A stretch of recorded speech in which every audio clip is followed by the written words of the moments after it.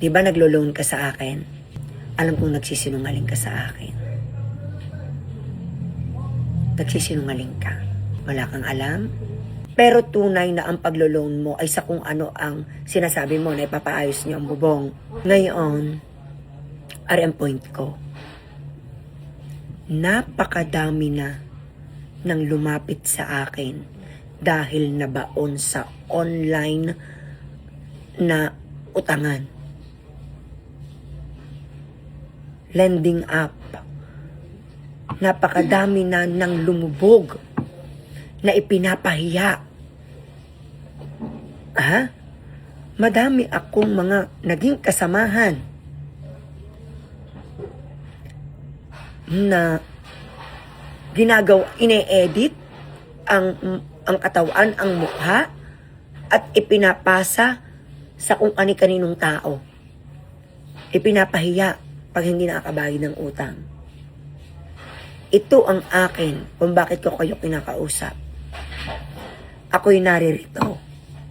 Kapag kailangan ninyo, magsabi kayo sa akin. Hindi mayaman ang sir. Pero sa abot ng aking makakaya, dahil hindi naman ako gastador eh. Hindi naman ako nakikitang basta gastos ng gastos. Dahil inalalaan ko ito sa pangangailangan ng shop at pangangailangan ninyo.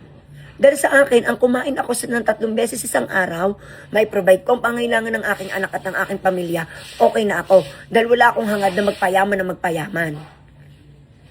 Ang ipinupunto ko dito ay ganito.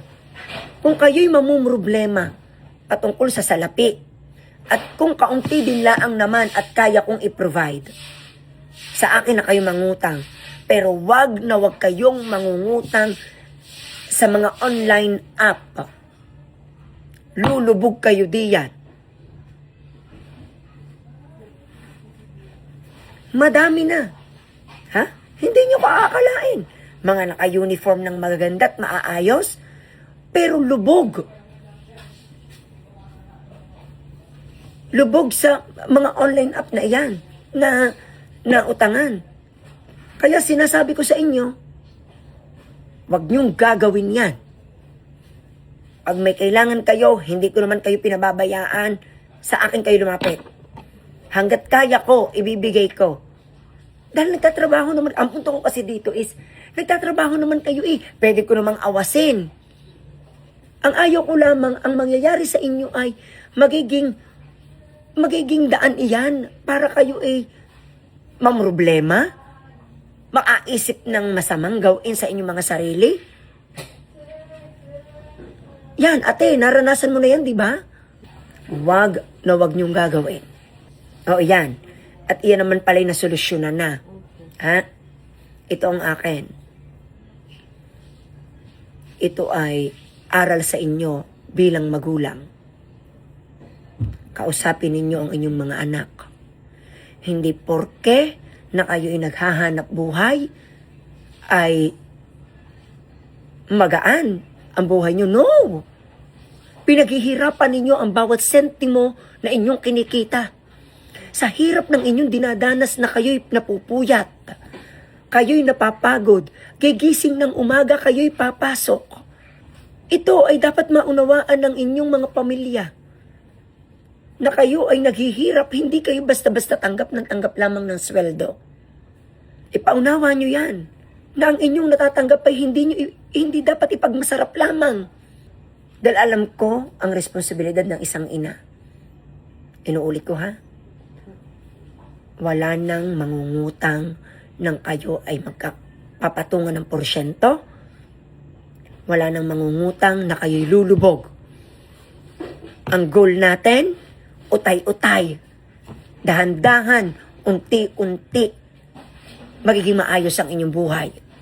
Para sa inyong mga anak, para sa inyong pamilya, para yung malungkot na kwento ng inyong buhay, darating ang panahon ay magiging maayos kayo.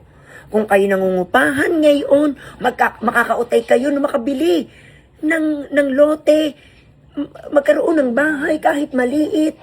Kung kayo ngayon ay medyo hikahos, darating yung panahon na magiging okay ang inyong buhay. Mapapag-aral ninyo ang inyong mga anak. Oo, at mahirap ang buhay nyo ngayon. Pagdating ng panahon, makapagtapos ang inyong mga anak, magiging maayos ang inyong mga anak. Dahil ito'y dala ng kahirapan, dala ng pangangailangan na inakala na hindi kayo mabibigyan ng problema. Inuulit ko, nandito lang ako. Hanggat kaya ko, huwag lang maubos ang ating puhunan. Tutulungan ko kayo. Pero ang aking pakiusap, tulungan ninyo ang inyong mga sarili. Kita ko naman ang hirap na inyong dinadanas kaya ganyan ko kayong kamahal Dahil hindi naman biro ang pinagdadaanan nyo dito Huwag kayong magagalit sa akin pag pinagsasabihan ko kayo. Isipin ninyo na kayo ay nanay, kung walang magpakananay para sa inyo dahil ang mga nanay ninyo ay malayo, maedad na ang nanay ninyo at inaakalang kayo ay okay na bilang isang ina, hayaan ninyo na bagamat kayo mga nanay pa rin nyo ako dito. Pwede nyo ako sabihan ng problema. Natindahan ninyo? Yun lang. At huwag nyo kakalimutan na mahal ko kayo.